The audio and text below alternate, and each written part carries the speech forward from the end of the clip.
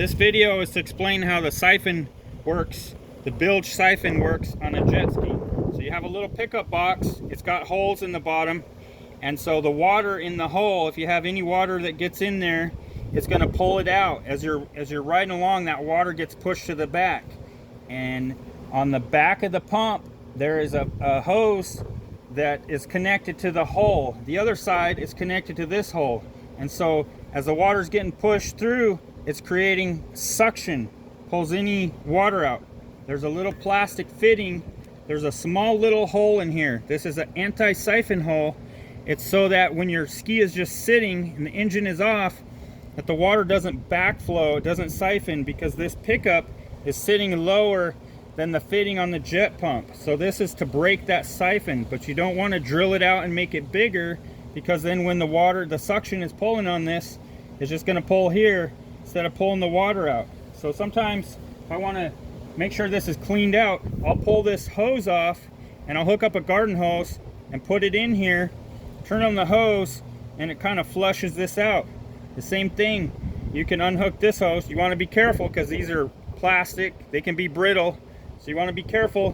Pull this hose off, hook up your nozzle, and blow through that fitting. Make sure that it's clear, because if mud daubers or anything clogs up this tube, then it's not going to be pulling water out. If you have any small leaks or your hood seal isn't sealing good, or you're just out there riding and you're getting water into the jet ski, this is the system.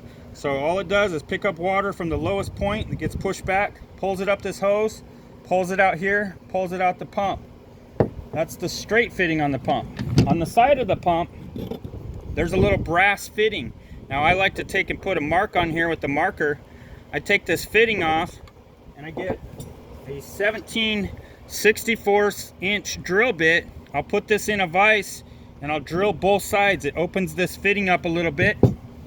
And I'll do the same thing on the exhaust manifold. This is the cooling. This is what keeps your engine cool. So as your impeller is spinning, it's putting pressure here. Most of it's going to go out there, but some of that pressure is pushing water through another hose that comes through the hole, comes through the fitting. This is sitting on your engine.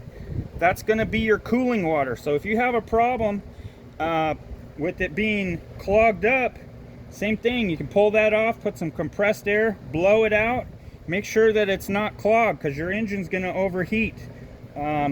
If you avoid, important thing to do is avoid running your ski in shallow water. These pumps are great at pushing water, but when you're in shallow water, you're picking up sand and rocks. You're going to trash your impeller.